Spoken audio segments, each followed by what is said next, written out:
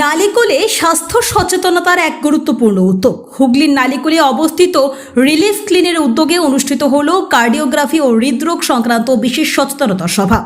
এই অনুষ্ঠানে উপস্থিত ছিলেন বিশিষ্ট কার্ডিওলজিস্ট ডক্টর ত্রিদীপ প্রতিহার সহ এলাকার একাধিক চিকিৎসক, স্বাস্থ্যকর্মী এবং সাধারণ মানুষ। মূলত ইকো কার্ডিওগ্রাফি ও হৃদরোগের প্রাথমিক লক্ষণ সম্পর্কে মানুষকে সচেতন করতে এই আলোচনা সভার আয়োজন করা হয়। চিকিৎসকেরা জানান, অনেক সময় হার্টের সমস্যার প্রাথমিক লক্ষণকে সাধারণ মানুষ গুরুত্ব দেন না, ফলে বড় বিপদের সম্ভাবনা তৈরি হয়। তাই ইসিজি, ইকো কার্ডিওগ্রাফি এবং দ্রুত চিকিৎসা নেওয়ার গুরুত্ব নিয়ে বিস্তারিত আলোচনা করা হয় এই সভায়। রিলিফ ক্লিনিক কর্তৃপক্ষ জানায় 2023 সালে এই ডায়াগনস্টিক সেন্টারের যাত্রা শুরু হয়েছিল। বর্তমানে 3 বছরে পদার্পণ করে তারা এলাকার মানুষকে বিভিন্ন আধুনিক স্বাস্থ্য পরিষেবা দেওয়ার চেষ্টা চালিয়ে যাচ্ছে। এই অনুষ্ঠানে প্রায় 50 থেকে 60 জন চিকিৎসক, পাশাপাশি মেডিকেল রিপ্রেজেন্টেটিভ, টেকনিশিয়ান এবং স্বাস্থ্যক্ষেত্রের সঙ্গে যুক্ত বহু মানুষ উপস্থিত ছিলেন। শুধু চিকিৎসা পরিষেবা নয়, মানুষের মধ্যে স্বাস্থ্য সচেতনতা তৈরি করাই এই উদ্যোগের মূল লক্ষ্য বলেই জানালেন আয়োজকরা।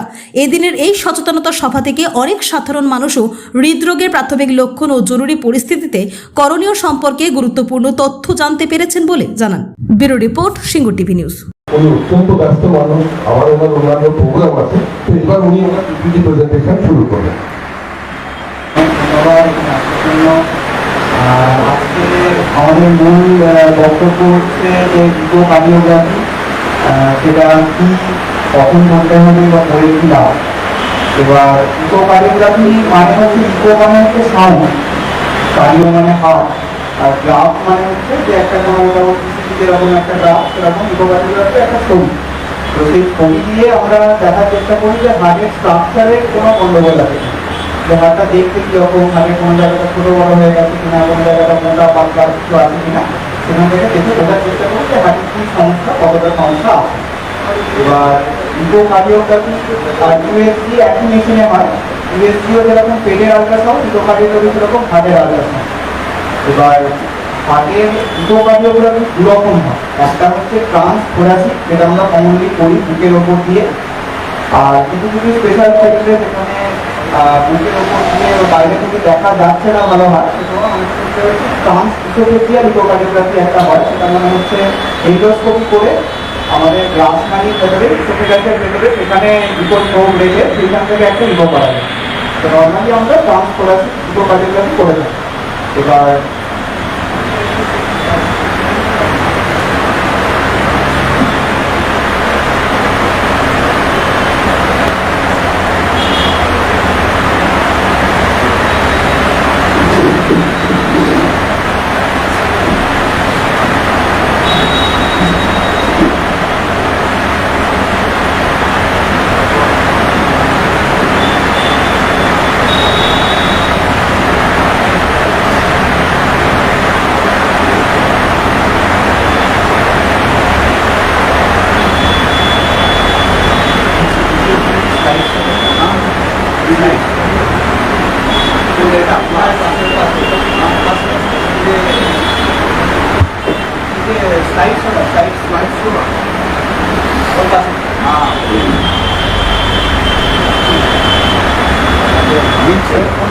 ওর ডান দিকেরটা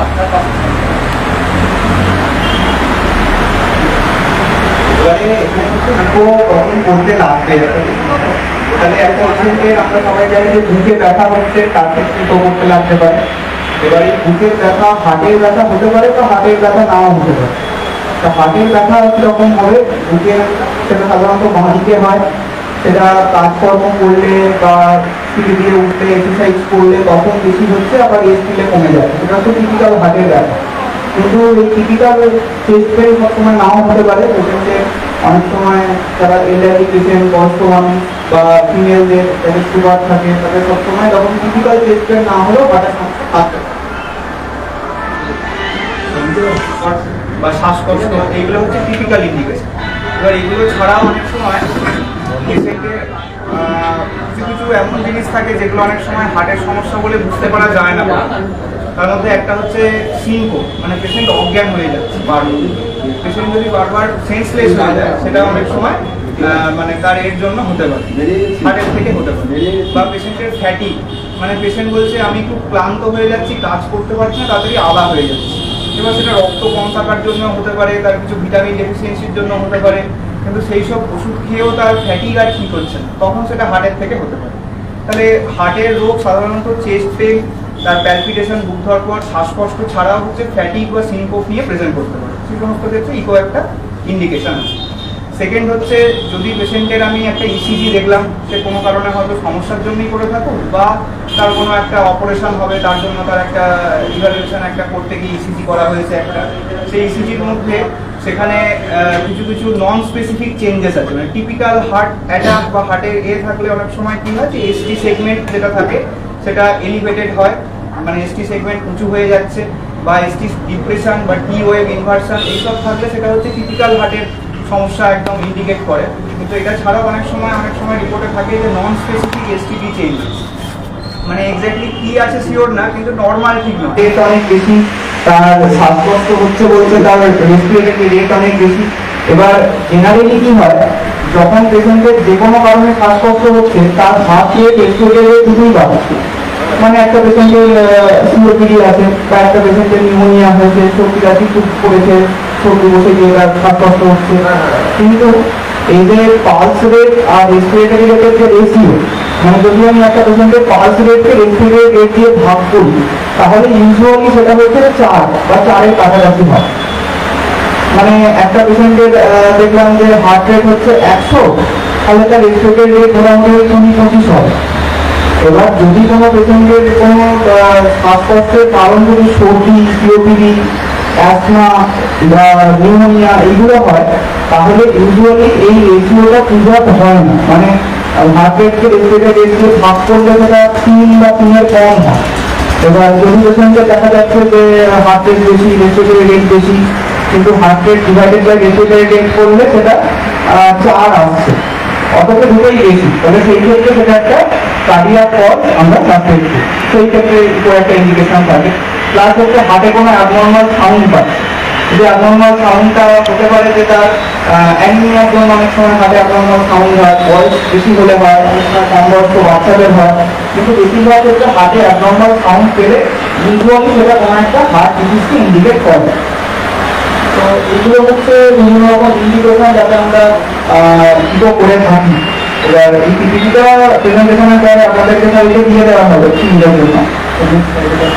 এবার আমরা যে ইকো করবো, তাহলে ইকোতে মোটামুটি আমরা গ্রস দেখলাম যে অনেক রকম তো ইন্ডিকেশন থাকে, তার মধ্যে কমন ইন্ডিকেশন হচ্ছে একটা শ্বাসমূল শ্বাসকষ্ট, একটা চেস্ট পেইন, বুকে ব্যথা, সিনকোপ মানে অজ্ঞান হয়ে যাচ্ছে, বা আনএক্সপ্লেইন কোনো কারণে তার হার্ট রেট রেসপিরেটরি রেট অনেক বেশি, অথবা ইসিজিতে কোনো একটা নন স্পেসিফিক চেঞ্জেস রয়েছে, বা কোনো বান্ডিল ব্রাঞ্চ ব্লক বা ভেন্ট্রিকুলার হাইপারট্রফি কিছু একটা ইসিজিতে বলছে, অথবা ছোট বাচ্চাদের ক্ষেত্রে অনেক সময় কি হয়, হার্টের জন্মগত সমস্যা থাকলে তাদের ওজন বাড়তে চায় না, খুব ছোট বাচ্চা ওজন বাড়ছে না, বা বাচ্চা বারবার সর্দি করছে, খুব ফ্রিকুয়েন্ট সর্দি করছে, মাসে 1-2 বার করে বাড়াবাড়ি হয়ে যাচ্ছে, তখন সেই সমস্ত ক্ষেত্রে হচ্ছে তার ইকো করার একটা ইন্ডিকেশন রয়েছে।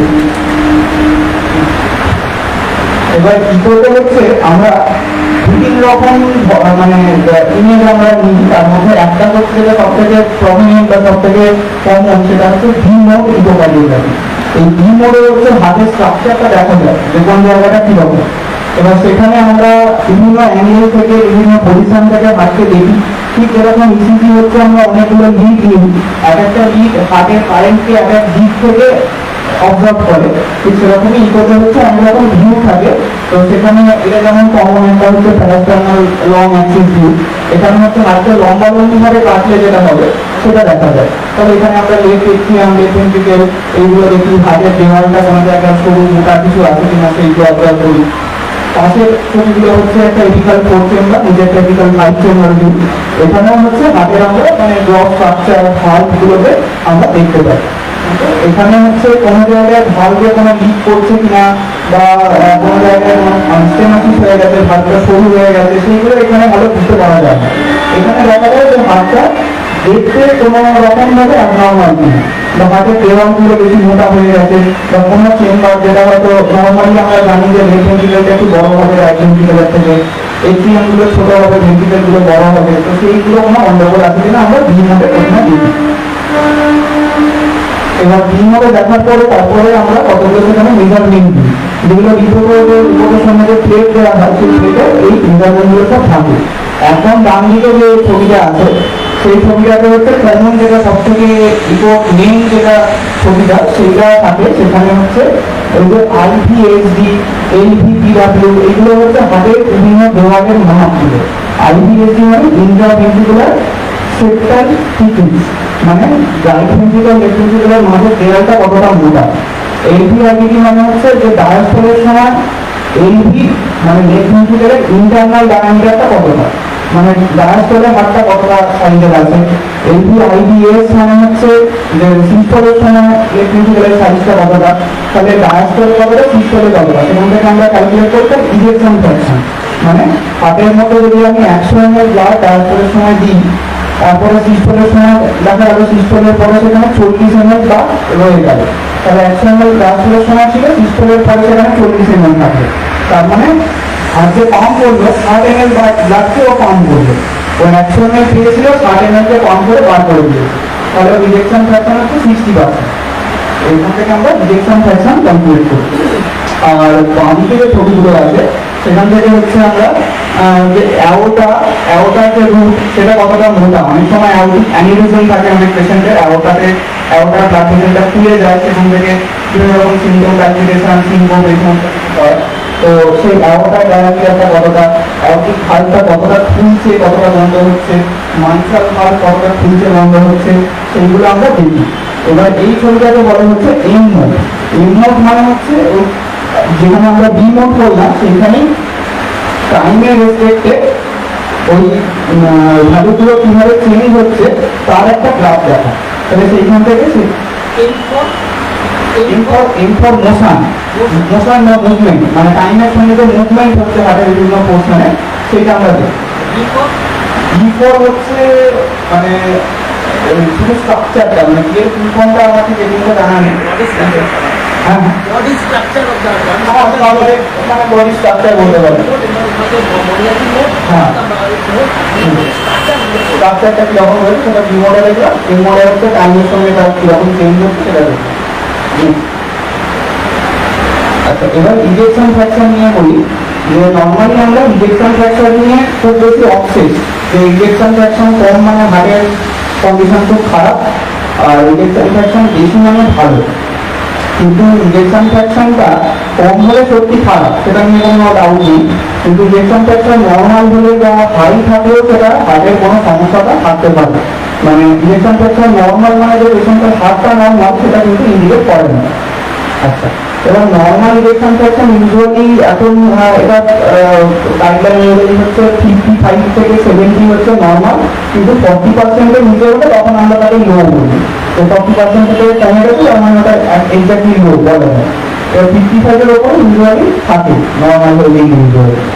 এবার এই হাই ইজেকশন ফ্র্যাকশনেও হার্ট ফেলিয়ার হতে পারে। Heart failure with preserve ejection fraction একটা পার্টিকুলার এন্টিটি আছে যেখানে ইজেকশন ফ্র্যাকশন ঠিক আছে কিন্তু হার্টের রিল্যাক্সেশনের সমস্যা আছে। মানে হার্ট যখন ডায়াস্টলের সময় হার্টকে রিল্যাক্স করতে হবে, তবে ব্লাডটা আসবে, তারপরে হার্টটা পাম্প করতে পারবে। এবং হার্ট যদি রিল্যাক্স ঠিকঠাক না করতে পারে তাহলে হচ্ছে সেই এনাফ অ্যামাউন্ট অফ ব্লাড তার ডায়াস্টলের সময় ফিলিং হবে না। এবার হয়তো হার্টে নর্মালি হচ্ছে 100 ml ব্লাড ফিল হচ্ছে, সেখান থেকে 40 ml বেরিয়ে, মানে 40 ml থেকে 60 ml বেরিয়ে যাচ্ছে, ইজেকশন ফ্র্যাকশন 60%। কিন্তু যদি হার্টটা ওই 100 ml ব্লাডকে প্রথমে ধরতেই না পারে, হার্টটা শক্ত হয়ে গেছে, ঠিক হয়ে গেছে, তাহলে হার্টে নর্মালি যেখানে 100 ml ব্লাড আসতো সেখানে এখন আসছে 70 ml। 70 ml ব্লাড আসছে, তার মধ্যে হার্টটা হয়তো তার আগে 60 ml পাম্প করতে এখন 50 ml পাম্প করে দিচ্ছে। তবে 50 ডিভাইডেড বাই 70 করলে সেখানে ইজেকশন ফ্র্যাকশনটা হয়তো ভালো আসবে, কিন্তু তার কার্ডিয়াক আউটপুটটা কম, মানে কম অ্যামাউন্ট অফ ব্লাড কিন্তু বডিতে পাচ্ছে, মানে হার্ট রিল্যাক্স করছে না বলে সেখানে হার্ট ফেলিয়ারটা ডেভেলপ করছে। আচ্ছা, সেটা কি ডায়াস্টোলিক ডিসফাংশন বলে। অনেক সময় রিপোর্টে লেখা থাকে যে গুড সিস্টোলিক ফাংশন কিন্তু পোর এলভি ডায়াস্টোলিক ফাংশন বা এলভি ডায়াস্টোলিক ডিসফাংশন গ্রেড 1, 2 এরকম সব লেখা থাকে। তাহলে সেটাও খুব কমন ফাইন্ডিং। এখন মানুষের সুগার, প্রেশার, হার্টের সমস্যা, কিডনির সমস্যা, বিভিন্ন রকম রোগ যেমন খুব কমন হয়েছে, তেমনই এই ডায়াস্টোলিক ডিসফাংশন খুব কমন হয়ে গেছে। গ্রেড 1টা কোনটা, গ্রেড 2টা কোনটা একটু বলুন। আচ্ছা, এবারে এই গ্রেডিং গুলো হচ্ছে ইকো বিভিন্ন প্যারামিটারের বেসিসেই হয়। ইকোতে মানে ই বাই ই প্রাইম একটা ব্যাপার আছে, মানে ব্লাডটা যে ফ্লো করছে মাইট্রাল ভালভের মধ্য দিয়ে এট্রিয়াম থেকে ভেন্ট্রিকেলে যাচ্ছে তার যে ভেলোসিটি, আর হার্টের যে মাইট্রাল যে অ্যানিউলাসটা মানে হার্টের যে স্ট্রাকচারটা সেটা ডায়াস্টলের সময় কতটা মানে বড় হচ্ছে তার যে ভেলোসিটি, তাহলে হার্টের যে রিল্যাক্স করার ভেলোসিটি আর ব্লাডের যে ভেলোসিটি সেটাকে ডিভাইড করে দেখতে হয় তার রেশিওটা কতটা হচ্ছে, ই বাই ই প্রাইম কতটা হচ্ছে। এবার তার বেসিসে হচ্ছে গ্রেড 1 গ্রেড 2 এগুলো ডায়াস্টলিক ডিসফাংশনের গ্রেডিং বোঝায়। এবার গ্রেড 1 ডায়াস্টলিক ডিসফাংশন এটা হচ্ছে বেশিরভাগ ক্ষেত্রে সিগনিফিকেন্ট হয় না, মানে একটা ওবিস পেশেন্ট, ডায়াবেটিক পেশেন্ট, একটা সিকেডি পেশেন্ট তার ডায়াস্টলিক ডিসফাংশন গ্রেড 1 থাকতে পারে, ওটা খুব একটা করে সিমটোম্যাটিক ইউজুয়ালি হয় না। গ্রেড 2 বা তার বেশি রকম ডায়াস্টলিক ডিসফাংশন থাকে তখন সেটা শ্বাসকষ্ট বা সিমটম তৈরি করার জন্য যথেষ্ট। এবার ডায়াস্টলিক ডিসফাংশন থাকলে তখন আরো একটা জিনিস দেখতে হয়, তার মধ্যে একটা হচ্ছে লেফট এক্সিলামের ডায়ামিটার কতটা। কারণ যদি ডায়াস্টল যদি সত্যি ভালো রকম ডিসফাংশন থাকে তাহলে এক্সিলাম থেকে ভেন্ট্রিকেলের ব্লাডটা যেতে পারছে না পুরোপুরি, তাহলে এক্সিলামের মধ্যে বেশি বেশি ব্লাড জমে থাকছে, যে কারণে এক্সিলামটা বড় হয়ে যায়। তাহলে যদি একটা মানে এইভি diastolic dysfunction with dilated left atrium যদি এটা রিপোর্টে থাকে তার মানে হচ্ছে তার বেশ ভালো রকম সমস্যা আছে, তার জন্য তার শ্বাসকষ্ট হতে পারে, বুকদর্দ হতে পারে, চেস্ট পেইনও হতে পারে। এটা হচ্ছে ব্যাপার। হ্যাঁ হ্যাঁ, এটিএমে হাইপারট্রফি থাকতে পারে। এবার এটিএম হাইপারট্রফি মানে হচ্ছে যেটা লং অনেক দিন ধরে আছে সমস্যাটা, লং স্ট্যান্ডিং অনেক দিন ধরে প্রবলেম থাকলে তখন আস্তে আস্তে এটিএমের দেওয়ালটা হাইপারট্রফি করতে পারে। এবার আরেকটা ব্যাপার হচ্ছে ইমপ্রুভ ইজেকশন ফ্র্যাকশন, মানে একটা পেশেন্টের ইজেকশন ফ্র্যাকশন কম ছিল, সে হাতের ওষুধ খাচ্ছে, তার আবার 6 মাস পরে 1 বছর পরে ইকো হলো, তখন দেখা গেল তার ইজেকশন ফ্র্যাকশনটা বেড়েছে। এবার ইজেকশন ফ্র্যাকশন কি বাড়তে পারে ট্রিটমেন্টে, এটা একটা প্রশ্ন। এখন উত্তর হচ্ছে যে হ্যাঁ বাড়তে পারে, মানে যেগুলো হার্টের যে ওষুধপত্র মানুষ খায় যেগুলোকে বলে জিডিএমজি, মানে 4 ধরনের ওষুধ, সেটা আইদার ওই এসি, এআরবি, আর্মি, ড্যাপাগ্লিসিওডিন, এই সমস্ত ওষুধগুলো হচ্ছে হার্টের রিমডেলিংকে প্রিভেন্ট করে, মানে হার্টের ওই ডায়াস্টলিক ডিসফাংশনকেও প্রিভেন্ট করতে পারে বা রিভার্সও করতে পারে, এবং সিস্টোলিক ডিসফাংশনকে অনেকটা ক্ষেত্রে যে রিভার্স করতে পারে। মানে হার্ট থেকে ইনজেকশন ফ্র্যাকশন যখন কমে তখন সমস্যাটা হচ্ছে যে হার্টটা সেই বেলুনের মতো, মানে ওর ভেতরে জল পড়লে যত বেশি, যেমন বেলুনের মধ্যে বেশি জল পড়লে তার ভেতরে প্রেশারটা বেশি হয়, হ্যাঁ, সেরকম হার্টের ভেতরে ব্লাড যখন ক্রমশ আমি বেশি বেশি করে ব্লাড পড়ছি তাহলে হার্টের পাম্পটা জোরে হয়, মানে হার্ট বেশি ব্লাড পেলে বেশি জোরে পাম্প হয়, কিন্তু এইটা একটা পার্টিকুলার পয়েন্টের পরে গিয়ে ওই জিনিসটা হয় না। যেমন একটা স্প্রিং দিয়ে জোরে যদি আমি টানে টেনে ছেড়ে দিই তাহলে সে জোরে ফেরত যাবে, কিন্তু যদি খুব জোরে টানি তাহলে একটা পয়েন্টের পরে হচ্ছে স্প্রিংটা বেড়ে যাবে। এবার ইনজেকশন ফ্র্যাকশন যখন বাড়ে তখন ওই কমে যায়, তখন ওই প্রবলেমটা হয়, মানে হার্ট পাম্প করতে পারছে না, হার্টের ভেতরে বেশি ব্লাড রয়ে গেল, তাহলে পরের বারে হার্ট জোরে পাম্প করে ওই ব্লাডটাকে বার করে দিল, বেশি ব্লাড বার করে দিল। কিন্তু এটা হতে হতে একটা সময় ভেন্ট্রিকেলগুলো এতটাই বড় হয়ে যায়, এতটাই ডাইলেটেড হয়ে যায় যে তখন ওই স্প্রিং বেড়ে যাওয়ার মতো হার্টের আর পাম্প আর বেশি করতে পারে, তখন ইনজেকশন ফ্র্যাকশনটা বহু করে কমে যায়। এবার সেটা ট্রিটমেন্টের মাধ্যমে কি হয় যে ওই হার্টের যে অতিরিক্ত ডিস্টেন্স হয়ে গিয়েছিল, ওই হার্টের যে এলভি ডায়ামিটারটা তো বেড়ে গিয়েছিল, সেইটা ট্রিটমেন্টের পরে আস্তে আস্তে ওটা কমে, কমার ফলে তার ইনজেকশন ফ্র্যাকশন ইমপ্রুভ করতে পারে। হ্যাঁ, ইনজেকশন ফ্র্যাকশন যে ইমপ্রুভ কমে গেছে মানে আর ইমপ্রুভ কোনোদিন করবে না সেরকম ব্যাপার না, সেটা অনেক ক্ষেত্রে ইমপ্রুভ করতে পারে, ডিপেন্ড করছে কতটা ড্যামেজ হয়েছে, কি কারণে হয়েছে, তার উপর নির্ভর করছে যে ইমপ্রুভ করতে পারে না। এবারে এটা হচ্ছে কালার ডপলার। কালার ডপলার মানে হচ্ছে যে আমাদের যখন ধরুন দাঁড়িয়ে আছি, পাশ দিয়ে একটা বাইক বা একটা বাস বা ট্রেন হর্নে দেখতে চলে গেল সামনে দিয়ে, তাহলে ট্রেনটা আমি ঠিক দাঁড়িয়ে আছি, ট্রেনটা আমার দিকে আসছে আর সে হর্ন দিচ্ছে কন্টিনিউ, সেই হর্নের যে সাউন্ডটা সে একই মেশিন একই হর্ন দিচ্ছে, কিন্তু সেই সাউন্ডটা দেখে তোমাকে চেঞ্জ হয়, মানে ট্রেনটা যত এগিয়ে আসলে সাউন্ডটা চেঞ্জ হচ্ছে, আবার ট্রেনটা যখন চলে যাচ্ছে তখন সাউন্ডটা চেঞ্জ হচ্ছে। তাহলে এটা হচ্ছে সাউন্ডের একটা প্রপার্টি, যে যদি একটা যেখান থেকে সাউন্ডটা তৈরি হচ্ছে সেটা যদি মুভ করে সেই ফোর্সটা, তাহলে সাউন্ডের কোয়ালিটি চেঞ্জ হয়। ঠিক সেটাকেই অ্যাপ্লাই করে এই কালার ডপলার করা হয়, মানে ব্লাডটা যে ফ্লো করছে একদিক থেকে একদিকে ফ্লো করছে, আমি বাইরে থেকে একটা সাউন্ড ওয়েভ পাঠাচ্ছি, সেটা আমার ভেতরে ব্লাড থেকে রিফ্লেক্ট হয়ে ফেরত আসছে। এবার কি ব্লাডের সেলটা কোন দিকে যাচ্ছে, আমার মানে যে প্রোবটা আমি ধরে আছি ও তার দিকে আসছে না তার থেকে দূরে যাচ্ছে, তার উপর ভিত্তি করে সেই প্রপার্টিটাকে কালার হিসাবে মেশিনে দেখায়। পাশে একটা স্কেল দেওয়া থাকে, ওপরের দিকে যত যাবে মানে যত আমার দিকে সাউন্ডটা আসবে বা রেড সেলটা আসবে তত হচ্ছে কালারটা রেড হবে। যেমন ওইখানে রেড মানে হচ্ছে ব্লাডটা এদিক থেকে ওদিকে যাচ্ছে, আর ব্লু মানে হচ্ছে ওদিক থেকে এদিকে আসছে। এবার বেশিরভাগ ক্ষেত্রে যখন হার্টের ভালভের সমস্যা থাকে তখন এরকম মাল্টি কালার একটা ছবি পাওয়া যায়, যেটা মনে হচ্ছে যে ব্লাডটা ওই জায়গায় টার্বুলেন্ট ফ্লো হচ্ছে, মানে এদিক ওদিক যাচ্ছে, মানে যাচ্ছে আসছে, মানে ঠিকঠাক একটা ডিরেকশনে ল্যামিনার ফ্লো হচ্ছে না। তাহলে এটা দিয়ে কালার ডক্টর দিয়ে আমরা দেখি যে কোনো ভালভে ডিলার্জিলেশন কিছু হচ্ছে কিনা, ব্লাড ফ্লো কিছু হচ্ছে কিনা, বা কোনো জায়গায় অবস্ট্রাকশন কিছু আছে কিনা, যেটা আমি বলে দিতে পারছি না সেরকম সমস্যা কিছু আছে কিনা, সেটা আমরা কালার ডক্টর দিয়ে এক্সামিন করি। হ্যাঁ,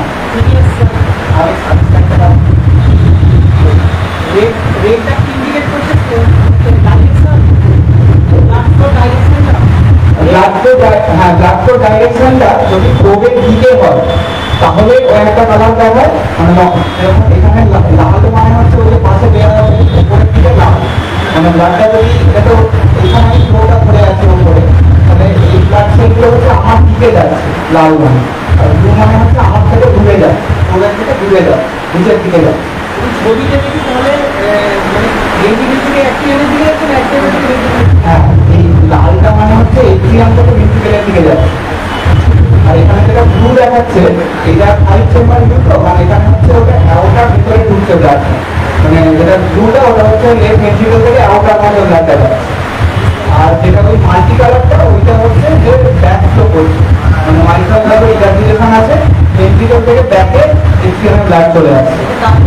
এইখানে হচ্ছে এই যে রেডটা, এই রেডটা মানে হচ্ছে এটা ভেন্ট্রিকেল, এটা এট্রিয়াম, ভেন্ট্রিকেল থেকে মানে ভেন্ট্রিকেল থেকে আউটারে যাচ্ছে, এই ব্লাডটা হচ্ছে ভেন্ট্রিকেল থেকে আউটার ব্লাডটা, এটা রাইট ভেন্ট্রিকেলে ব্লাড আছে, আর এইখানে হচ্ছে এটা এট্রিয়াম, এখানটা ভেন্ট্রিকেল, এখানে ব্যাক ফ্লো হচ্ছে, মানে ভেন্ট্রিকেল থেকে এট্রিয়ামের মধ্যে এটা রিগার্জিলেশন হচ্ছে, মানে একই পেশেন্টের দুটো ছবি, দুটো আলাদা জিনিস। আচ্ছা, এখানে হচ্ছে যে অনেক সময় ডপলার স্টাডি যখন আমরা লিখি তখন কালার ডপলার ছাড়াও হচ্ছে আরো অনেকগুলো ডপলার দেখা হয়, তার মধ্যে একটাকে বলে পালস ওয়েভ ডপলার, একটাকে বলে কন্টিনিউয়াস ওয়েভ ডপলার। এগুলো হচ্ছে যে কতটা ফ্রিকোয়েন্সি বা কতটা স্ট্রং সাউন্ড আমি পাঠাচ্ছি সেইটার উপর ভিত্তি করে নামগুলো অন্য অন্য আছে। তো এখানে যেখানে হচ্ছে ব্লাডের ভেলোসিটিটা কম, যেমন লেফট এট্রিয়াম থেকে লেফট ভেন্ট্রিকেলে ব্লাড যাচ্ছে মাইট্রাল ভালভ দিয়ে, সেখানে ব্লাডের ভেলোসিটিটা কম, তো সেই সমস্ত ক্ষেত্রে হচ্ছে এরকম পালস ওয়েভ ডপলার হয়। পালস ওয়েভ ডপলারে এরকম মাঝখানটা ফাঁকা, মানে আউটলাইনটা সাদা, মাঝখানটা ফাঁকা, তো এটা দিয়ে হচ্ছে ওই যে ভেলোসিটিগুলো যে এট্রিয়াম থেকে ভেন্ট্রিকেলে যে ব্লাডটা যাচ্ছে সেটা কতটা জোরে যাচ্ছে, কতটা স্পিডে যাচ্ছে, ভেলোসিটি কতটা, সেটা আমরা দেখি। তো ভেলোসিটি দিয়ে কি হবে, সেটা হচ্ছে যদি একটা মোটা পাইপ থাকে তার সঙ্গে একটা সরু পাইপকে কানেক্ট করে রাখা থাকে, তাহলে ব্লাড যখন যাচ্ছে মোটা পাইপ দিয়ে তখন তার ভেলোসিটিটা কম হয়, যখন সেটা সরু পাইপের মধ্যে ঢোকে তখন তার ভেলোসিটি জোর হয়ে যায়। তাহলে ভেলোসিটি খুব বেড়ে দেওয়া মানে হচ্ছে সেখান দিয়ে ব্লাড ফ্লোটা খুব হাই ভেলোসিটিতে যাচ্ছে, মানে সেখানে অবস্ট্রাকশনটা অনেক বেশি, মানে জায়গাটা সরু হয়ে যাচ্ছে। তাহলে মাইট্রাল ভালভে কোনো স্টেনোসিস হয়ে গেছে কিনা, বা যেটা বলছিলাম আমি ডায়াস্ট্রিক ডিসফাংশন, সেটা দেখার সময়টাও হচ্ছে এটা দেখতে হয়, কারণ এইরকম দুটো ওয়েভ পাওয়া যায়, E wave A wave. Normally E ওয়েভটা এ ওয়েভের থেকে বড় হয়, এবার যদি ই ওয়েভ আর এ ওয়েভ ইকুয়াল হয়ে যায় বা এ ওয়েভটা বেশি বড় হয়ে গেছে ই ওয়েভটা ছোট হয়ে গেছে, তখন সেটা গ্রেড 1 ডায়াস্ট্রিক ডিসফাংশন বলে। আবার গ্রেড 2 তে হচ্ছে এ ওয়েভটা একদম ছোট হয়ে যায়, ই ওয়েভটা অনেক বড় থাকে কিন্তু ই বাই ই প্রাইমটা হাই থাকে অনেক। তো এরকম ভাবে সব গ্রেডিং হয়। তো মোটামুটি ব্যাপার হচ্ছে যে এই পালস ওয়েভ ডপলার যদি আমি কোনো পেশেন্টের ভাবি যে মাইট্রাল ভালভে স্টেনোসিস হয়ে গেছে, মাইট্রাল ভালভটা সরু হয়ে গেছে, অথবা যদি ভাবি যে কোনো জায়গায় আমার ডায়াস্ট্রিক ডিসফাংশন থাকতে পারে, তখন সেখানে ওই পালস ওয়েভ ডপলার দেখতে হয়। আর ডান দিকের ছবিটা হচ্ছে কন্টিনিউয়াস ওয়েভ ডপলার, এটাতে হচ্ছে যেখানে ব্লাড খুব হাই ভেলোসিটিতে যায়, যেরকম ভেন্ট্রিকেল থেকে আউটারে যাচ্ছে ব্লাডটা, সেখানে ব্লাডের ভেলোসিটি খুব হাই, সেখানে পালস ওয়েভ ডপলারে খুব একটা কিছু বুঝতে পারা যায় না। সেখানে কন্টিনিউয়াস ওয়েভ ডপলার করে সেখানে একই জিনিস দেখা হয় যে এই ধরনের কোনো তার স্টেনোসিস আছে কিনা, এবং রিগার্জিলেশনে মানে বুঝতে পারা যায়।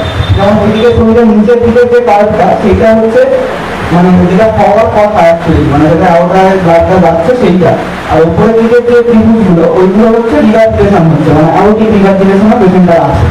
তাহলে সেনোসিস রিভার্সিলেশন আমরা সাসপেক্ট করবো আমাদের ডক্টর থেকে, আর সিওর হওয়ার জন্য আমাদের এই পালসের ডক্টর বা কন্টিনিউয়াস ডক্টর তখন করতে হয়।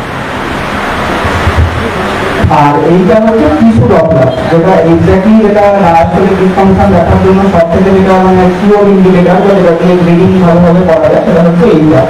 এখানে মানে কিছু ডপলারে হচ্ছে আমরা দেখি যে হার্টের যে দেওয়ালগুলো টিস্যুটা সেইটার ভেলোসিটি কত, হার্টটা যে কন্ট্রাকশন করছে রিল্যাক্স করছে তার ভেলোসিটিটা কতটা তার চেঞ্জ হচ্ছে সময়ের সাথে, সেইটা গ্রাফ আকারে ডান দিকে দেখানো হয়েছে। তো সেইটা দিয়ে ওটা ক্যালকুলেট করা হয় যে ডায়াস্টোলিক ডিসফাংশন কতটা কি আছে। এবারে ডপলার স্টাডি আমরা প্রথমে জানলাম যে চেস্ট পেন, শ্বাসকষ্ট, মুখ ধরপড় করা বা অজ্ঞান হয়ে যাচ্ছে, fatty, unexplained high heart rate, বাচ্চাদের ক্ষেত্রে রেকারেন্ট সর্দি কাশি, এইগুলো হচ্ছে ইম্পোর্ট ইন্ডিকেশন।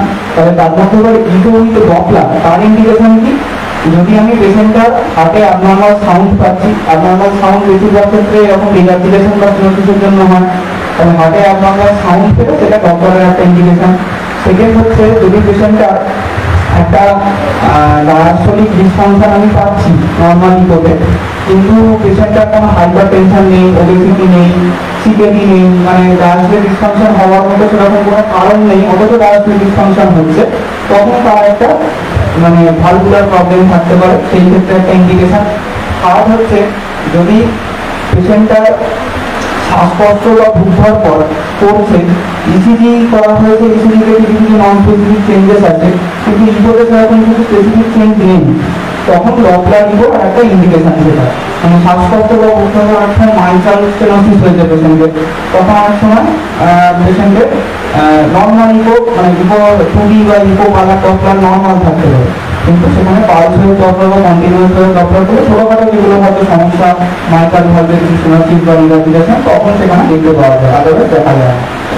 আচ্ছা, আর একটা হচ্ছে যদি পেশেন্টের ওই যে সিনকোপ যেটা ছিল পেশেন্ট অজ্ঞান হয়ে যাচ্ছে, বারবার অজ্ঞান হয়ে যাচ্ছে, তো সেই ক্ষেত্রে নর্মাল ইকো করার খুব একটা কিছু ভ্যালু নেই, সেখানে ইকো উইথ ডপলারই করতে হয়। কারণ হচ্ছে যে কমন কারণ যেগুলো হয় বাকের থেকে অজ্ঞান হয়ে যাওয়া, তার মধ্যে একটা হচ্ছে ইসিজি থেকে যদি সমস্যা থাকলে হয়, অনেক সময় পেশেন্টের বাইফাসিকুলার ব্লক, লেগ মান্ডিবুলার ব্লক এইগুলো থাকলে হয়, আর তা না হলে হচ্ছে পেশেন্টের অ্যাওরটিক ভালভে স্টেনোসিস হয়ে গেলে তখন হয়।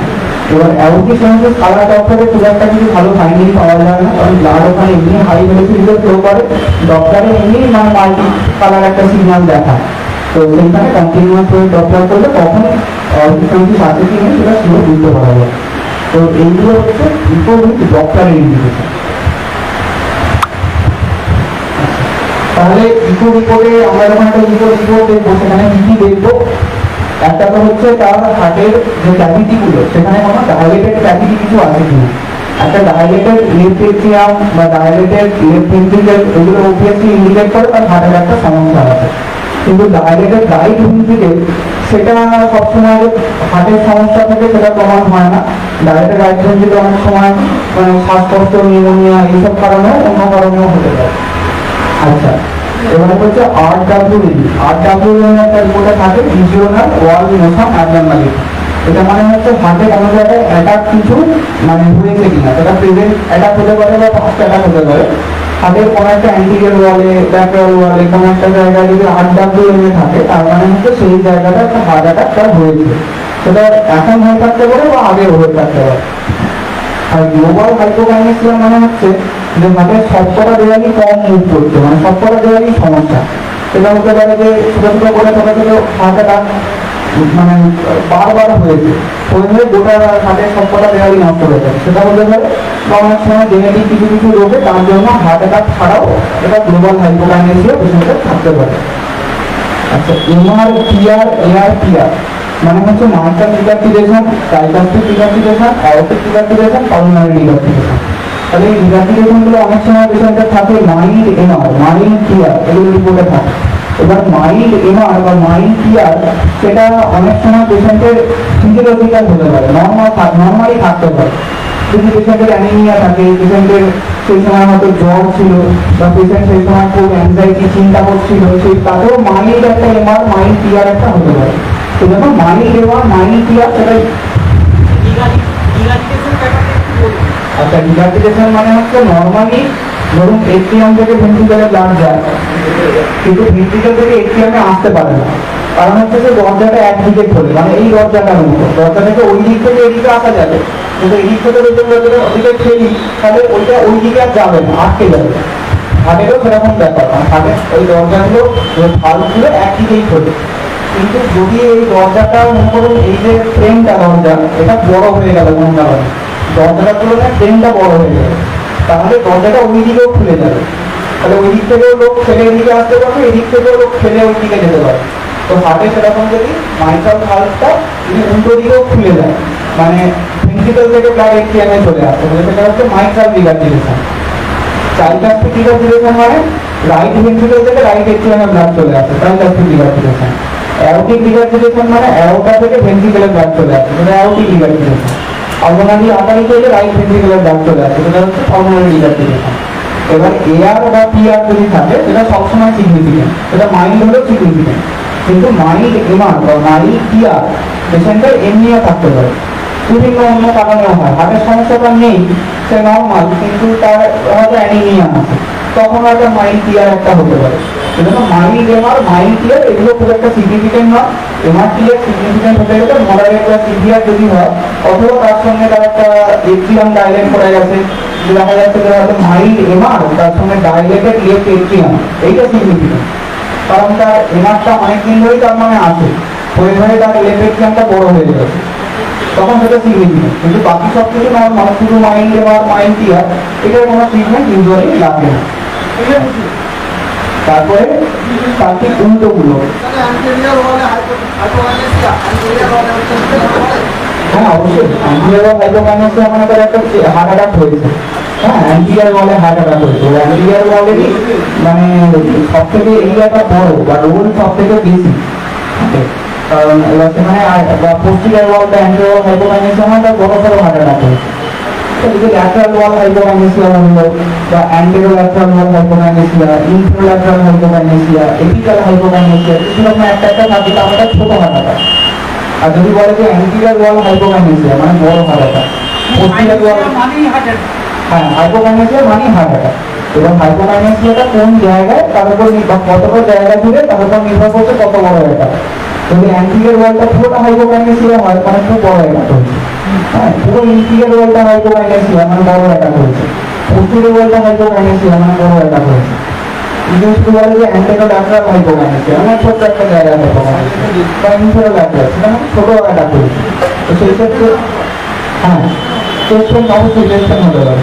এবার হার্ট অ্যাটাকের চেস্ট পেন অনেক সময় হয় না, তাদের ধরো যাদের এলডারলি অনেক বয়স্ক মানুষ, হয়তো 70-80 উপরে বয়স হয়ে গেছে, ফিমেল পেশেন্টের অনেক সময় হয় না, ডায়াবেটিক পেশেন্ট অনেক সময় হয় না, এরা হয়তো শ্বাসকষ্ট বললো, মানে কিছু ব্যথা বললো না, শ্বাসকষ্ট বলতে পারে, পেটে লাগছে বলতে পারে, বমি করতে পারে, অথবা বমি মানে বমি করতে বমি কমছে না, দেখা গেল ভালো রাখে একটা ইনফিউরিয়াল হাইপোকাইনেসিয়া হয়ে যাবে, সেটা অনেক হতে পারে।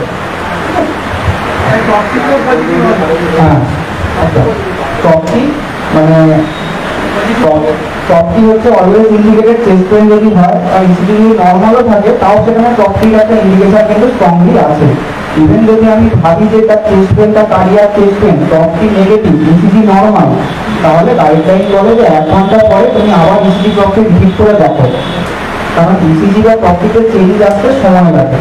মানে হার্ট অ্যাটাক হওয়ার পরে একটা 2 ঘন্টা 4 ঘন্টা সময় লাগে টপটি পজিটিভ হতে বা ইসিজিতে সিগনিফিকেন্ট চেঞ্জ আসছে। মানে আমি যদি প্রথম 2-4 ঘন্টার মধ্যে করি তাহলে আমার সময় কিন্তু নাও পাওয়া যেতে পারে।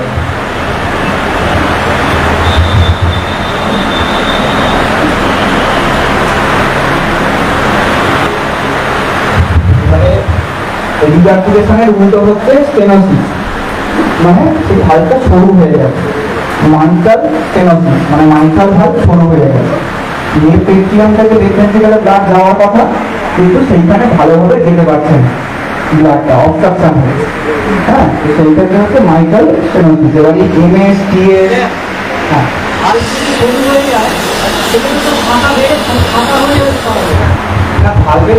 ভালভটা পুরোটা খুলছে না, ভালভটা ভালো খুলছে না, পুরোটা মানে খোলা, মানে খুলছে না, একটুখানি খুলেছে, তাহলে ব্লাডকে সরু জায়গা দিয়ে যেতে হচ্ছে, সেজন্য সেখানে প্রেসার গ্রেডিয়েন্টও বেশি, পেশেন্টের মানে সেখানে ব্লাডের ভেলোসিটিও বেশি। আর সেই পেশেন্টের ক্ষেত্রে হচ্ছে পেশেন্টের শ্বাসকষ্ট, বুক ধড়ফড় সব হতে পারে। আর ইনজেকশন ফেকশন হয়তো নর্মাল, পেশেন্ট কমপ্লেন করছে আমার অনেকদিন ধরে শ্বাসকষ্ট হচ্ছে বা বুক ধড়ফড় করছে।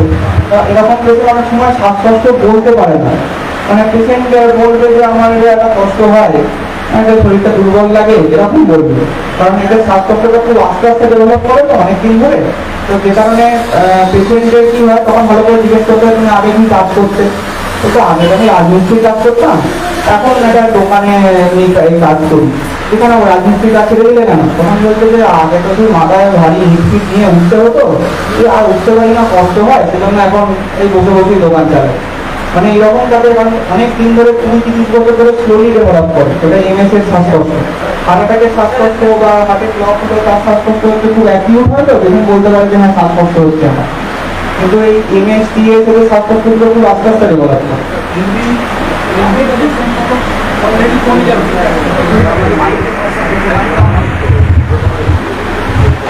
বলছি ইনজেকশনটা তো কমে যাবে, রিপোর্ট করে যাচ্ছে। হ্যাঁ, এমএস এর ক্ষেত্রে ইনজেকশন ফ্র্যাকশন কমে যাবে হচ্ছে একদম শেষে গিয়ে, মানে যখন এমএস পেশেন্টের ইনজেকশন ফ্র্যাকশন কমে গেছে, মানে তার একদম লাস্ট স্টেজ, তার কিছু করা যাবে না, সে এমনি মারা যাবে সমস্যা। কিন্তু এমএস রোগটা হচ্ছে আগে খুব কমন ছিল, এখন মানে আস্তে আস্তে রেয়ার হয়ে যাচ্ছে। মানে আমরা হয়তো লাস্ট জেনারেশন তারা এমএস পেশেন্ট দেখবো, এর পরের জেনারেশনের লোক আর এমএস মাইটাসিনোসিস পেশেন্ট কোনোদিন হয়তো দেখবেই না, কারণ রোগটা আগে যতটা কমন ছিল ততটাই রেয়ার হয়ে গেছে। ইভেন আমাদের যে ডাক্তারির যে স্টেথো ইউজ বা হার্ট সাউন্ড শোনা সব কিছুই আবিষ্কার হয়েছে এই মাইট্রাল সিনোসিস রোগটাকে নিয়ে। মানে আগে মানে স্টেথো ছিল না, স্টেথো মানে কি হার্ট সাউন্ড শোনা হবে সেটাও কোনো কারোর আইডিয়া ছিল না। এই এমএস পেশেন্ট দেখতে দেখতেই মানে এই এত কিছু ডেভেলপ হয়েছে যে হার্ট সাউন্ড এরকম হয়, এই জায়গায় শুনতে হয়, এরকম সাউন্ড এই হলে এই হয়, সেগুলো এখান থেকে আবিষ্কার হয়েছে। মানে আগে কি হতো, মানে বহু বছর আগে, মানে 400-500 বছর আগে এরকম একটা রোগ ছিল যে অনেকের এরকম খুব জ্বর আসতো, গাঁটে ব্যথা হতো, 1-2 সপ্তাহ থাকতো, তারপরে অটোমেটিক ভালো হয়ে যেত। কিন্তু ওই রকম তাদের গাঁটে ব্যথা হলো, জ্বর হলো, তাদের মধ্যে কিছু মানুষের ওই গাঁটে ব্যথাগুলো ভালো হয়ে যাওয়ার পরে খুব পুনর্ভর করে শ্বাসকষ্ট হয়ে সে মারা যেত। এবার সেটা কেন লোক বুঝতে পারতো না যে হঠাৎ করে গাঁটের সাথে হার্টের কি সম্পর্ক। গাঁটে ব্যথা হচ্ছে, গাঁট ফিরে যাচ্ছে, ঠিক আছে আর্থ্রাইটিস হয়েছে, ব্যথার ওষুধ খাচ্ছে, হচ্ছে ঠিক হলো, কিন্তু কয়েকজন তার মধ্যে মরে যেত। এবার সেইগুলো কেন হতো, সেইখান থেকে পড়াশোনা করতে করতে গবেষণা করতে করতে মাইটোসিনোসিসের থেকেই সব আস্তে আস্তে আবিষ্কার হয়েছে। এইগুলো এমএস, টিএস, এএসপিএস, এই সিনোসিস রোগটা হচ্ছে সিরিয়াস। মানে রিগার্জিটেশন যেমন বললাম যে মাইল্ড রিগার্জিটেশন বেশিরভাগ ক্ষেত্রে নন সিগনিফিকেন্ট, সেখানে বেশিরভাগ ক্ষেত্রে এমনিও হয়। কিন্তু সিনোসিস যদি মাইল্ড হয় তাহলে সেটা রোগ, রিগার্জিটেশন মাইল্ড হলে সেটা রোগ নাও হতে পারে। আচ্ছা, আর ডায়াস্টোলিক ডিসফাংশন গ্রেড 1, 2, 3, 4 এগুলো তো বললাম যে হার্ট রিল্যাক্স ভালো করতে পারছে না, সেই জন্য তার শ্বাসকষ্ট বা এই ডেভেলপমেন্টগুলো হচ্ছে। আর আরেকটা অনেক সময় রিপোর্টে পাওয়া যায় স্যাম, SAM। এই স্যাম মানে হচ্ছে systolic anterior motion of mitral valve. একবার দেখে দাও,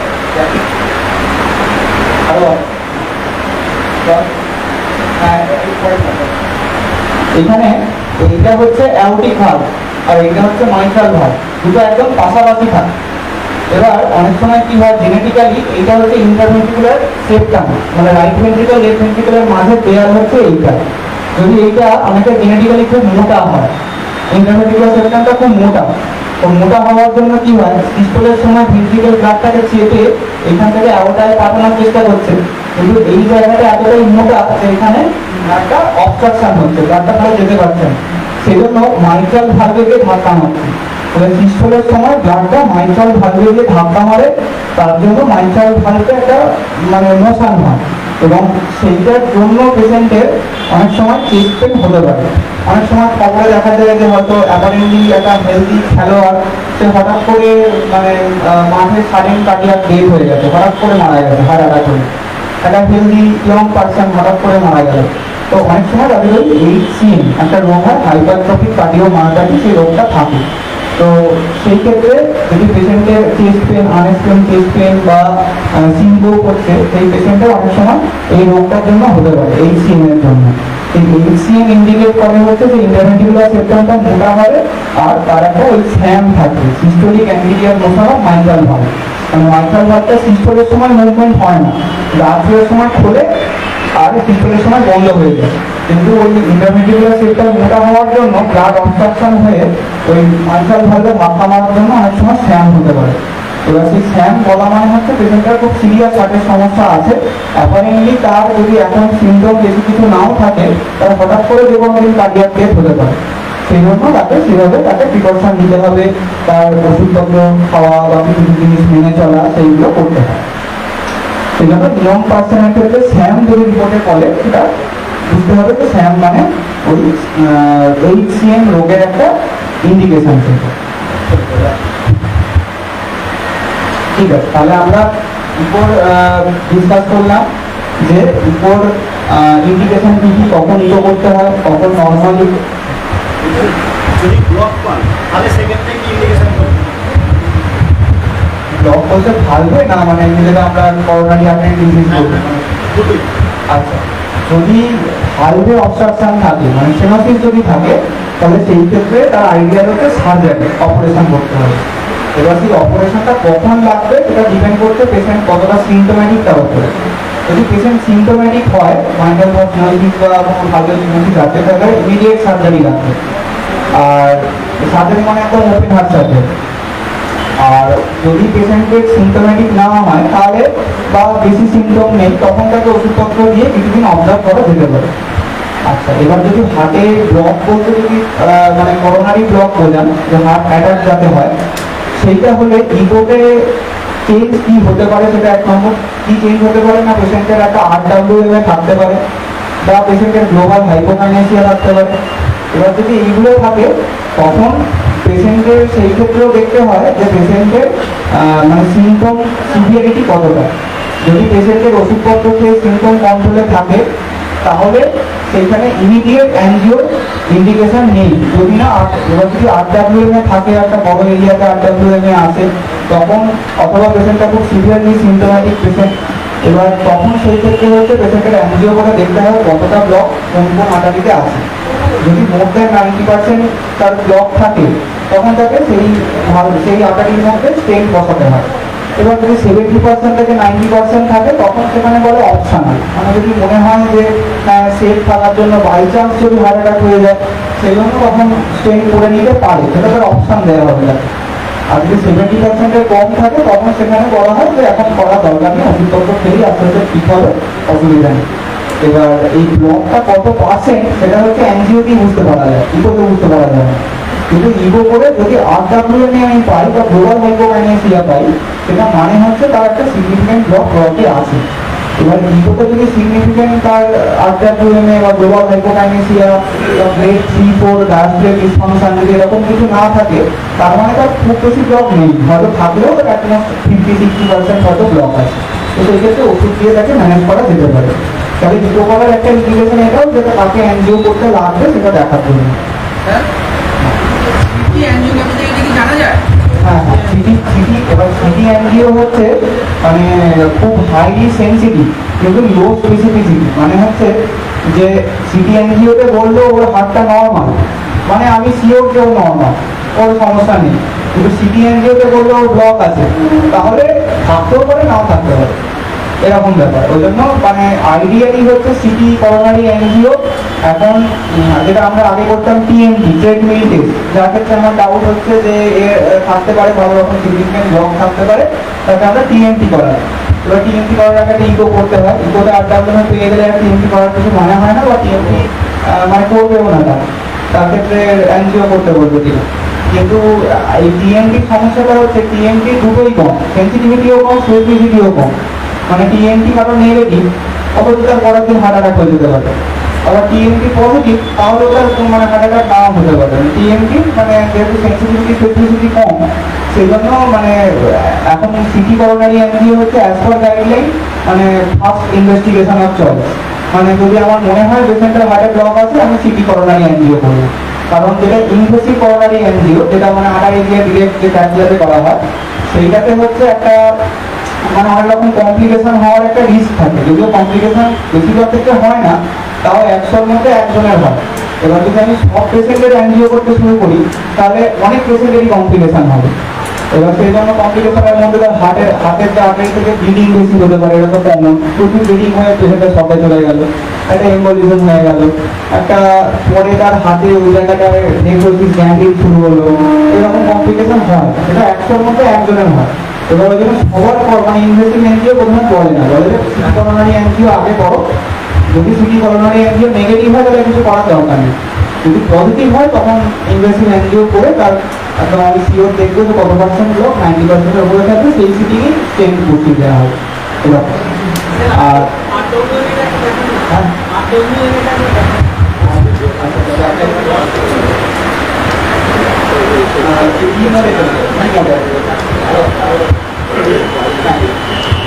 এই RWM এ মানে হচ্ছে এইটা তো একটা ভিউ, আর একটা ভিউ হয় এর পারপেন্ডিকুলার একটা ভিউ হয়। ওই মানে RWM এর ছবি আমার কাছে এখন নেই, কিন্তু RWM এ হচ্ছে আমরা মানে ওটা ভিডিও দেখতে হবে, মানে ওটা ছবিতে দেখে বোঝা মুশকিল যে হাতের সবকটা দেয়াল একই সঙ্গে মুভ করছে কিনা, যে হয়তো হাতের বাকি দিকটা মুভ করছে, একটা দেয়াল মুভ করছে না, সেটা হচ্ছে RWM এ। সেটা এইখান থেকেও দেখা যায়। এইখানে হচ্ছে হাতের আমি দেখলাম যে এইখানে এই সেপ্টামটা যখন পিস্তল হবে এইটাও এইরকম আসার কথা, যদি দেখি যে সেপ্টামটা এইখানে আছে, এইটা এরকম আসছে, তাহলে এটা সেপ্টাম হাইপোকাইনেসিয়া। এটা হাতের ল্যাটেরাল ওয়াল, যদি দেখা যায় এর সময় এইটা এইরকম আসছে কিন্তু এইটা এইরকম আসছে, তাহলে ওটা মানে ল্যাটেরাল ওয়াল হাইপোকাইনেসিয়া। মানে এইরকম যে হাতের কোন দেয়ালটা আমি দেখতে পাচ্ছি আর সেটা কোন মুভমেন্ট হচ্ছে, সেটা দিয়ে আমরা ডিসাইড করবো যে RWM এটা আছে কিনা, কোন জায়গাটায় আছে। এবার সেইটা এবার যদি সব গোটা হাতের সবকটা দেয়ালে দেখি আমি কম মুভমেন্ট হচ্ছে, ইলেকশন ফ্যাকশন কম, তাহলে ওটা গ্লোবাল হাইপোকাইনেসিয়া। স্যার এক্ষেত্রে মেডিসিন ব্যবহার করে কতদিন অবধি সুস্থ থাকতে পারে যদি স্যার মানে স্টেন না বসানো হয় এক্ষেত্রে? এইটা হচ্ছে অনেক ট্রায়াল প্রচুর এখন গোটা পৃথিবীতে চলছে, মানে মেডিকেল থেরাপি ভার্সেস তার স্টেন কখন বসাতেই হবে সেটা। তো বেশিরভাগ ট্রায়ালে যেটা কারেন্ট রিপোর্ট সেটা হচ্ছে বেশিরভাগ ক্ষেত্রেই ওষুধের কমে যায়, স্টেন বসাতে কখন লাগবে যদি পেশেন্টের একটা মানে স্টেনিং হয়, মানে এসটি সেগমেন্ট যদি এসটি সেগমেন্ট এলিভেটেড মায়োকার্ডিয়াল ইনফারকশন হয়, মানে হার্ট হয়েছে, এসটি সেগমেন্টটা এলিভেটেড, এসটি সেগমেন্টটা উঠে গেছে, তো সেইটা হচ্ছে এখন অ্যাবসলিউট ইন্ডিকেশন যেখানে স্টেন ছাড়া চলবে না, স্টেন বসাতেই হবে। যদি পেশেন্টের একটা এন স্টেনিং হয়েছে, নন এসটি এলিভেটেড এএমআই হয়েছে, বা পেশেন্টের শুধুমাত্র ব্লক আছে, তখন হচ্ছে ইউজুয়ালি পেশেন্টের পরে এখন বলছে কারেন্ট এজে যে মানে মেডিকেল থেরাপি আর স্টেন ইকুয়াল হয়, মানে একই রকম কাজ হয়, যে স্টেন বসালে বেটার, এটা বেশিরভাগ ট্রায়ালই প্রমাণ হয় না। একমাত্র যদি পেশেন্টের স্টেনিং হয় মানে একদম মানে ট্রান্সনিউরাল অ্যাটাক হয়েছে, ওটা কি এজ লিমিটেশনের উপরে কি নির্ভর করে স্যার? এজ লিমিটেশনের উপর খানিকটা নির্ভর করে। যদি একটা আমি দেখি যে 90 বছরের মানুষ বা 80 বছরের মানুষ, তার একটা হার্টে 80% ব্লক আছে, তাহলে সেই ক্ষেত্রে স্টেনটা আরোই অপ্রয়োজনীয়, আরোই লাগবে না।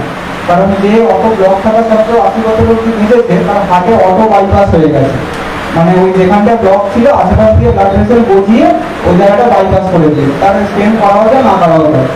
এবার যদি পেশেন্টটা দেখা যায় যে বয়স কম, হয়তো 50 বছর বয়স, 40 বছর বয়স, এবার সেই পেশেন্টটা হার্টে 90% ব্লক, তবে তার ক্ষেত্রে তবু স্টেন বসিয়ে নেওয়া ভালো, কারণ তার মানে রিস্ক থাকবে একটা হার্টটা বড় হয়ে যাওয়া। আবার তার একটা বাইপাস হয়েও যেতে পারে, অটোমেটিক বডি বাইপাস করে নেয় না, দীর্ঘদিন ধরে ব্লক থাকলে হার্টের যে জায়গাটা ব্লক তার আশপাশ দিয়ে ব্লাড ভেসেল বসিয়ে মানে সাইড দিয়ে কানেকশন করে দেয়, মানে শর্ট সার্কিট হওয়ার মতো, যেটা মানে ওখান দিয়ে ব্লাড পাশ দিয়ে ফ্লো করে চলে যায়, ওই জায়গাটা অসুবিধা হয় না।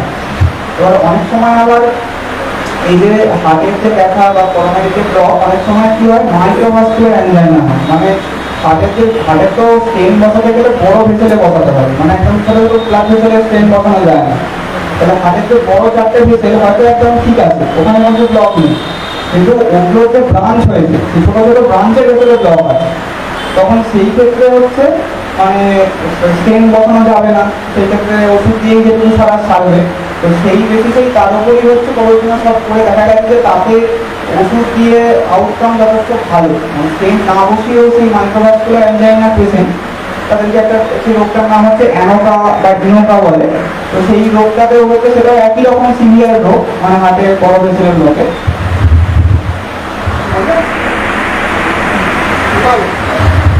তাহলে দেখা গেছে যে তাতে ওষুধপত্র দিয়ে ভালোই ম্যানেজ হয়, সেখানে স্টেন্ট বসালে মানে আলাদা বলতে এমনি বেনিফিট নেই, যেহেতু বড় ভেসেলগুলো ক্লিয়ার।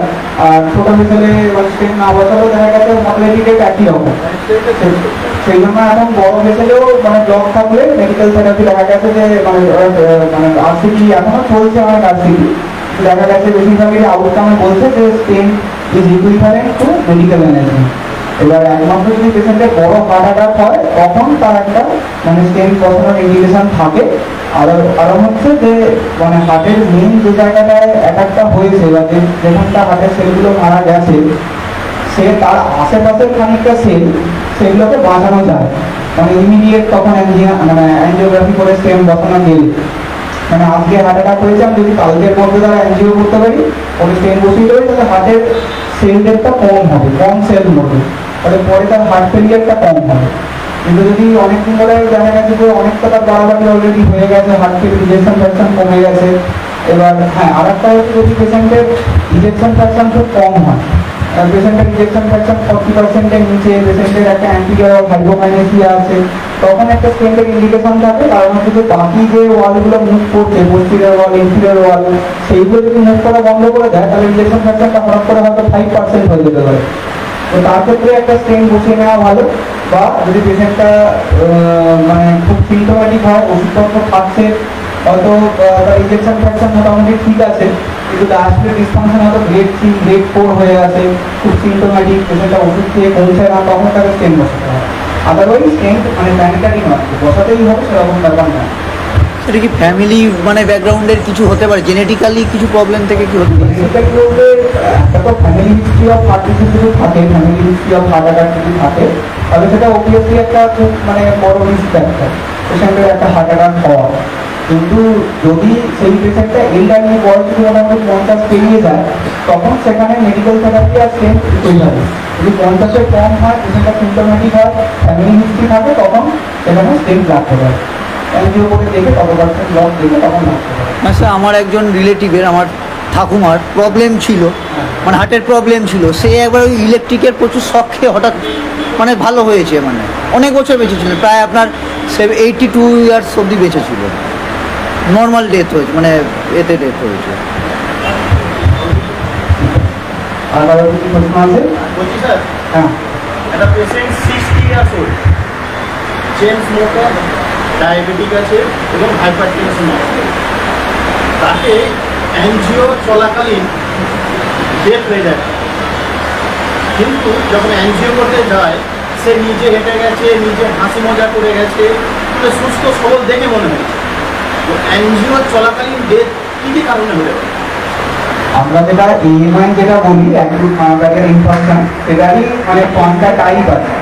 টাইপ 1টা যেটা আমরা কমনলি জানি, যে এক জায়গায় ব্লক ছিল, সেখানে ব্লাড ভেসেলের দেওয়াল মানে ভেতরের ইন্ডোথেলিয়ামটা ফেটে গিয়ে সেখানে একটা ক্লট হলো, হয়ে হার্টটা। সেকেন্ড হচ্ছে ডিমেন্ট সাপ্লাই উইকনেস একটা হয়। তো এরকমই একটা টাইপ হচ্ছে পিসিআই, মানে এনজিও চলাকালীন এএমআই হয়, এটা একটা type of AMI, type 4A AMI বলে। তো সেইটা বিভিন্ন কারণে হতে পারে। ওই যে বললাম যে এনজিও কমপ্লিকেশন থাকে অনেক, তার মধ্যে এইটা একটা। তো এটা কেন হয়, সেটা 2-3টে কারণে হতে পারে। এক নম্বর হচ্ছে যে হয়তো তার একটা ভেসেলে ব্লক ছিল, এবার সেই জায়গাটা হয়তো খানিকটা মানে ব্লক থাকা সত্ত্বেও অন্য জায়গা দিয়ে ব্লাড খানিকটা গিয়ে ওটা মেক আপ হয়ে যাচ্ছিল। এবার এনজিও করার সময় ওই ব্লকটাকে ভেঙে ওটাকে সাকশন করে বার করা হয়। যখন ভাঙা হলো, সাকশন করার আগে ওই ছোটো ছোটো যে ব্লাড ক্লটের ছোটো যে কুচোগুলো হলো, সেইগুলো কি অনেক সময় স্মল ব্লাড ভেসেলে গিয়ে অবস্ট্রাকশন করে দেয়। মানে ওর যে ব্রাঞ্চ ছিল, সেই ব্রাঞ্চের ভেতরে ছোটো ছোটো ব্লাড ভেসেলে গিয়ে অবস্ট্রাকশন হয়ে যেতে পারে। তো সেই জন্য তার মানে তখন মানে কন্টাক্টিভি এএমআই হতে পারে, ডেথ হতে পারে এক নম্বর। দ্বিতীয় হচ্ছে একটা অ্যানাস্থেটিক কমপ্লিকেশনের সময় হতে পারে, বা যে ডাই দেওয়া হলো সেই ডাইটার যে সিভিয়ার অ্যালার্জি থাকে, তখন একটা সিভিয়ার যেরকম অ্যালার্জিক রিয়াকশন যে কোনো ওষুধে হতে পারে, সেরকম ওই যে ডাইটা যখন দেওয়া হবে অ্যান্টিও, সেই ডাইটার সিভিয়ার অ্যালার্জি থাকলে তখনও পেশেন্টের শক বা ডেথ হতে পারে। বা অ্যান্টিও কমার পরও প্রচুর ব্লাড লস হওয়ার জন্য, বা অনেক সময় রেনাল ফেলিওর হয়ে যায় তার জন্য, এইসবের জন্য পরে হতে পারে। কিন্তু অনলাইন হলে আইটারের ক্লট ওখান থেকে ডিসেন্টাইজ হয়ে হয়তো ব্লাড ভেসেলে অবস্ট্রাকশন হয়ে গেছে, অথবা হচ্ছে পেশেন্টের অনেক সময় স্ট্রোক হয়ে যায়। কারণ অ্যান্টিওর সময় ওই যে ক্লটটা আমি ভেঙে ওখান থেকে বার করার চেষ্টা করছি, সেটা ওই ব্লাড ভেসেল থেকে আমি বার করতে না পারলে ওইখান থেকে গিয়ে সেটা ট্রেনে গিয়েও একটা তার হঠাৎ করে স্ট্রোক, বড় স্ট্রোক একটা হতে পারে। তো এইগুলো তার একটা রিস্ক থাকে অ্যানজিও, যে কারণে সবসময় সবার ক্ষেত্রে অ্যানজিও ইন্ডিকেটেড নয়। মানে যেখানে অ্যানজিও ছাড়া পেশেন্টটার মানে রিস্ক অনেক বেশি, অ্যানজিও না করলে তার খুব হাই রিস্ক, সেইখানেই একমাত্র অ্যানজিও ইনভেস্টমেন্ট অ্যানজিও করা হয়। কারণ অ্যানজিও রিস্কের একটা রিস্কি প্রসিডিউর, মানে খুব ভালো সেটাতেও সেখানে বাড়াবাড়ি হতে পারে। ঠিক আছে, থ্যাংক ইউ সকলকে।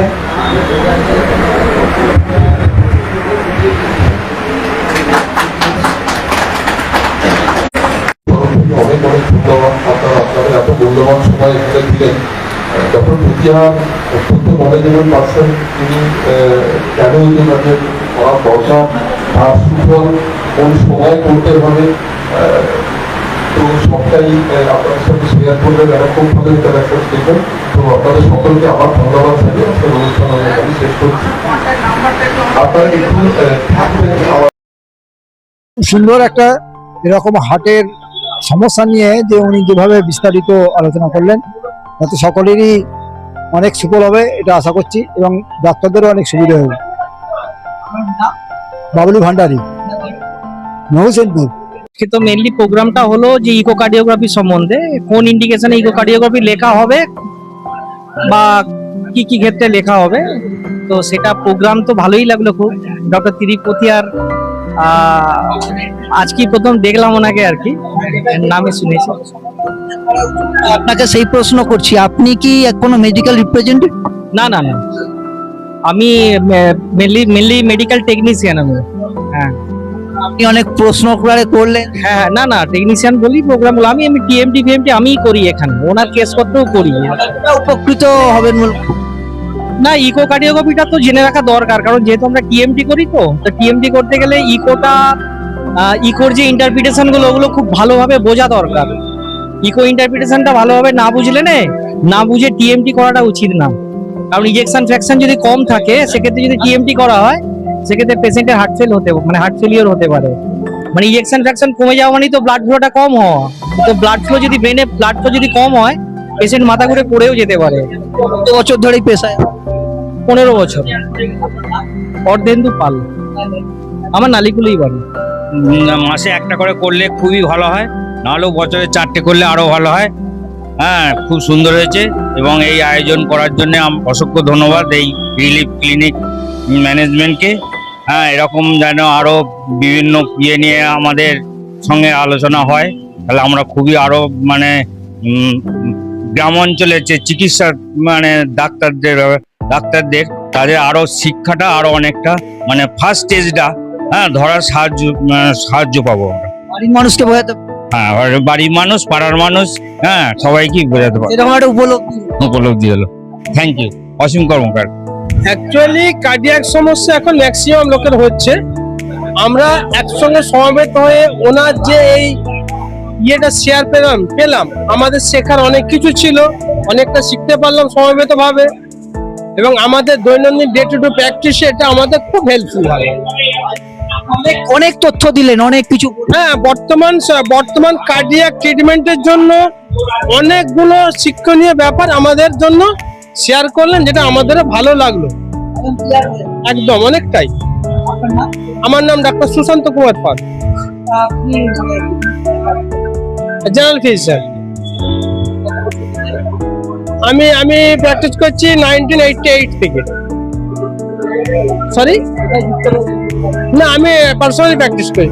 দর্শক, সিঙ্গুর টিভি নিউজের পর্দায় আপনাদের স্বাগত। বিষয়টা আপনাদের সামনে তুলে ধরবো। আজ রিলিফ ক্লিনিকের নালিকুল যে রিলিফ ক্লিনিক রয়েছে, সেই রিলিফ ক্লিনিকে আজকে কিন্তু একটা বিশেষ একটা আয়োজন, যেটা হচ্ছে কার্ডিওগ্রাফি সম্পর্কে সচেতনতা।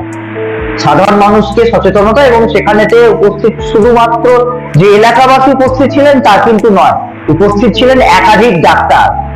তো সেই বিষয়ে আরো কি পরিকল্পনা রয়েছে এই রিলিফ ক্লিনিক কর্তৃপক্ষের সঙ্গে কথা বলে জেনে নেওয়ার চেষ্টা করব যে তারা ঠিক কি বলছেন, আর কি বার্তা দিতে চাইছেন সমাজকে, আপনাকে, আমাদেরকে, সকলের জন্য। প্রথমে সিঙ্গুর টিভি নিউজের পর্দায় আপনাকে স্বাগত। কি বলবেন, আজকে আপনাদের তো একটা প্রায় 1 বছর অতিক্রান্ত হতে চলো নাকি, আপনাদের মানে বর্ষপূর্তি হলো নাকি এটা আপনাদের আজকে? দেখুন, এটা বর্ষপূর্তি ঠিক নয়, এটা নিয়ে আমরা 3 বছরের পদার্পণ করলাম। রিলিফ ক্লিনিকের যাত্রা শুরু হয়েছিল আজ থেকে 3 বছর আগে, 2023 সালে, আজকে 2026। তো আমাদের কর্ণধার বসে আছেন মিস্টার সঞ্জীব পাত্র, উনি এই এলাকারই মানুষ। তো ওনার একটা দীর্ঘদিনের ইচ্ছা ছিল যে এলাকাবাসীকে পরিষেবা দেওয়ার জন্য এমন একটা ডায়াগনস্টিক সেন্টার করা যেখানে মানুষ সুলভে অনেক কিছু পরিষেবা একসাথে পায়। তো আজকে তার একটা বিশেষ দিক, সেটা হচ্ছে যে ইকোকার্ডিওগ্রাফি আমাদের এখানে হয় প্রতিনিয়ত। তো আমাদের সিমেন্সের মেশিন হচ্ছে ইকোকার্ডিওগ্রাফি।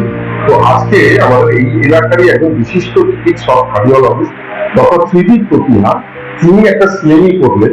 তো এখানে এলাকার মানুষজন যেমন ছিলেন, সেই সঙ্গে এই এলাকার প্রায় 50 থেকে 60 জন চিকিৎসক তারাও এসেছিলেন যে ইকোকার্ডিওগ্রাফির প্রয়োজনীয়তা।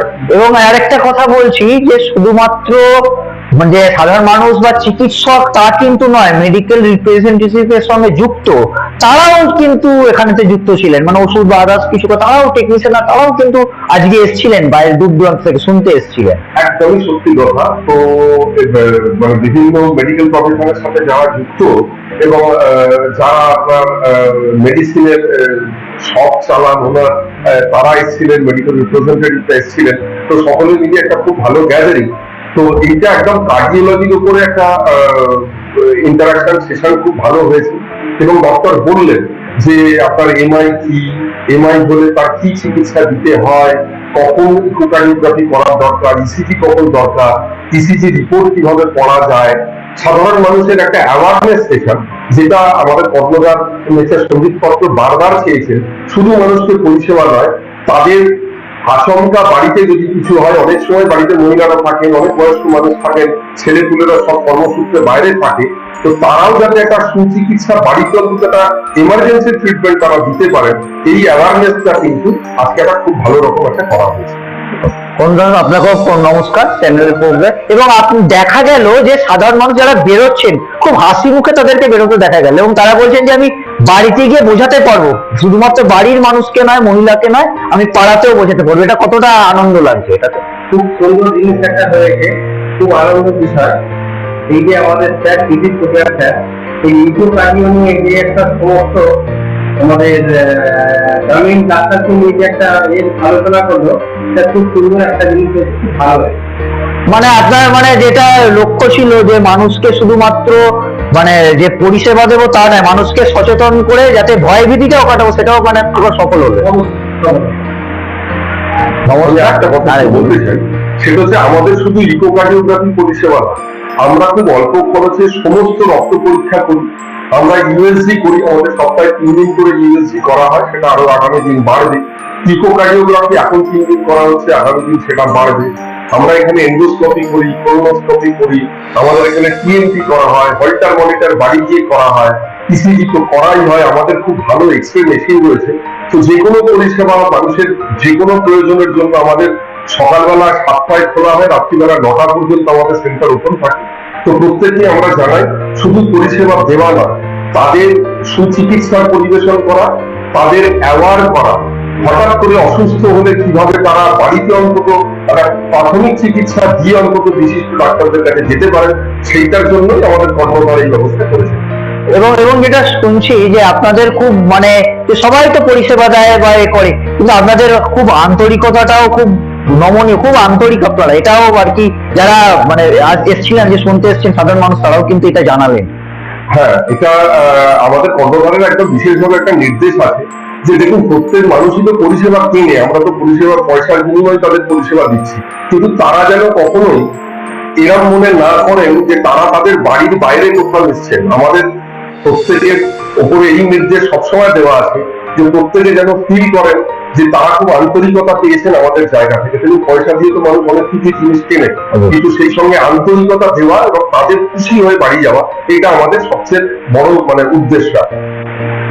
ধন্যবাদ, নমস্কার। যারা চ্যানেলটা দেখছেন, কে কোথা থেকে দেখছেন অবশ্যই কমেন্ট বক্সে কমেন্ট করবেন, এবং এই যে রিলিফ ক্লিনিকের সঙ্গে কিভাবে আপনারা যোগাযোগ করবেন বা কিভাবে আপনারা নাম নথিভুক্ত করবেন, বিভিন্ন পরিষেবা পাবেন, সেইগুলো কিন্তু নিচে কমেন্ট বক্সে ফোন নাম্বার দিয়ে দেওয়া হবে। এছাড়া কলিং এর মাধ্যমে এনাদের যে বিভিন্ন সময় যে পরিষেবাগুলো যেগুলো যা রয়েছে সেটা কিন্তু কলিং এ দিয়ে দেওয়া হবে। অবশ্যই কিন্তু পাশে থাকবেন, ভালো থাকবেন, নমস্কার।